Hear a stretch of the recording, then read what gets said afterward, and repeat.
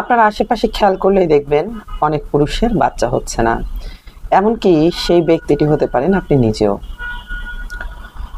এক্ষেত্রে বাহ্যিক কোনো সমস্যা না থাকে, কোনো লক্ষণ থাকে না, দেখা যাচ্ছে সিমেন অ্যানালাইসিস করার পরে দেখা যাচ্ছে বীর্যে কোনো শুক্রাণু নেই। তো এই অবস্থাটাকেই বলা হয় অ্যাজোস্পার্মিয়া। আপনার সুস্থ একজন মানুষ, বীর্যে কোনো রকম কোনো সমস্যা নেই, শুধুমাত্র পরীক্ষার পরে বোঝা যাচ্ছে যে বীর্যে একটিও শুক্রাণু নেই। পুরুষ বন্ধ্যাত্বের প্রধান কারণ হচ্ছে অ্যাজোস্পার্মিয়া। আজকে আমরা জানব কি কারণে এবং এর সাধারণ যে লক্ষণগুলো এবং অ্যাজোস্পার্মিয়ার পরীক্ষা এবং এর চিকিৎসা সম্পর্কে। অ্যাজোস্পার্মিয়া সাধারণত দুই প্রকার: অবস্ট্রাকটিভ অ্যাজোস্পার্মিয়া, নন অবস্ট্রাকটিভ অ্যাজোস্পার্মিয়া। অবস্ট্রাকটিভ অ্যাজোস্পার্মিয়া, বীর্যে শুক্রাণুর উৎপাদন ঠিক আছে, কিন্তু টিউব বা নালীর ব্লকেজের কারণে শুক্রাণু বাইরে আসতে পারছে না। নন অবস্ট্রাকটিভ অ্যাজোস্পার্মিয়া, এই ক্ষেত্রে শুক্রাণুর কোনো ইনফেকশন বা যে কোনো কারণে শুক্রাণুর তৈরি হওয়া কমে যাচ্ছে, উৎপাদনটা কমে যাচ্ছে, অথবা একেবারে বন্ধ হয়ে গেছে। তো চলুন আজ জেনে নেই ঠিক কি কি কারণে অ্যাজোস্পার্মিয়া হতে পারে। জেনেটিক কারণ, প্রথমত জেনেটিক কারণে অ্যাজোস্পার্মিয়া হয়। হরমোনাল ইমব্যালেন্স, এফএসএইচ, এলএইচ, টেস্টোস্টেরনের ইমব্যালেন্সের কারণে। অতিরিক্ত ধূমপান, মদ্যপান বা ড্রাগসের প্রভাব। অতিরিক্ত মাত্রায় স্টেরয়েড, কেমোথেরাপি, রেডিয়েশন। অতিরিক্ত গরম তাপমাত্রায় থাকা, হট টব বা ল্যাপটপ কোলে নিয়ে কাজ করা।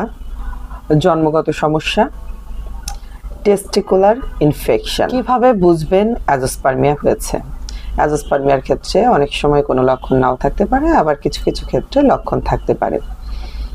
সেক্ষেত্রে যে লক্ষণ দেখে সাধারণত বোঝা যায় সেটি হচ্ছে সন্তান না হওয়া, যৌন আকাঙ্ক্ষা বা চাহিদা একেবারেই কমে যাওয়া, অন্ডকোষ ছোট বা নরম হয়ে যাওয়া। এছাড়া যদি কোনো ক্ষেত্রে হরমোনাল ইমব্যালেন্স বা সংক্রমণ থাকে, সেই ক্ষেত্রে বিভিন্ন রকম উপসর্গ আসতে পারে।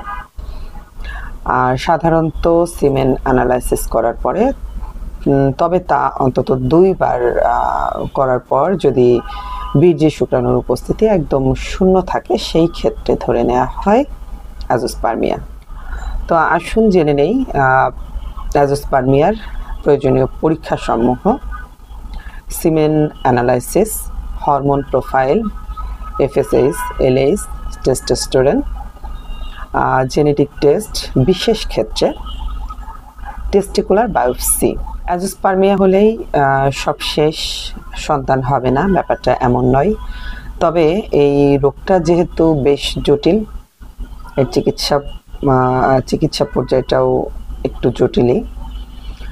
সেক্ষেত্রে কারণ এবং লক্ষণ অনুযায়ী চিকিৎসা করলে বীর্যে শুক্রাণুর আবার নতুন করে উৎপাদন ফিরে আসা সম্ভব।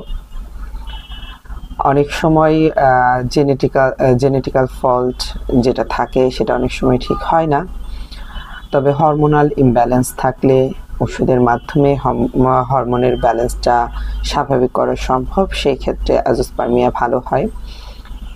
ইনফেকশন বা কোনো সংক্রমণ থাকলে সেটা ওষুধের মাধ্যমে সেই সংক্রমণ ভালো করা সম্ভব এবং অ্যাজোস্পার্মিয়া ভালো হওয়া সম্ভব।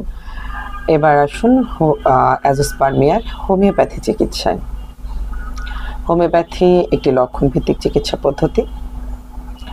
সঠিক কারণ অনুসন্ধান, হরমোনাল সমস্যা বা ইনফেকশন, এই জাতীয় যে সমস্যাগুলো রয়েছে তার সঠিক কারণ অনুসন্ধান এবং লক্ষণ ভিত্তিক চিকিৎসার মাধ্যমে প্রাকৃতিকভাবে আবার নতুন করে শুক্রাণু উৎপাদন সম্ভব।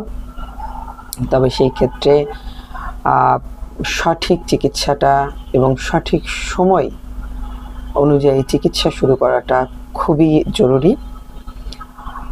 এই ক্ষেত্রে অনেক সময় অপারেশন বা কোনো রকম সার্জারি ব্যতীতই আপনি এই অ্যাজোস্পার্মিয়া নামক যে রোগ সে থেকে সুস্থ হতে পারেন। তবে চিকিৎসার সময় ধৈর্য এবং সঠিক একজন চিকিৎসকের পরামর্শ অনুযায়ী ব্যবস্থাপত্র গ্রহণ করাটা অনেক বেশি জরুরি। আপনি অ্যাজোস্পার্মিয়ায় আক্রান্ত বলেই যে আপনার বাবা হওয়ার সম্ভাবনা এখানেই শেষ হয়ে যাচ্ছে, ব্যাপারটা এমন নয়। সঠিক চিকিৎসা নিন, ধৈর্য ধারণ করুন এবং চিকিৎসকের পরামর্শ অনুযায়ী আপনি আপনার চিকিৎসাটা চালিয়ে যান। সেক্ষেত্রে আপনি অবশ্যই সফলতা পাবেন। আমাদের এই ভিডিও যদি আপনাদের ভালো লাগে এবং অ্যাজোস্পার্মিয়া সম্পর্কে কোনো তথ্য জানার থাকলে, কোনো প্রশ্ন জিজ্ঞাসা থাকলে আমাদেরকে কমেন্ট করতে পারেন অথবা পেজে ইনবক্স করতে পারেন।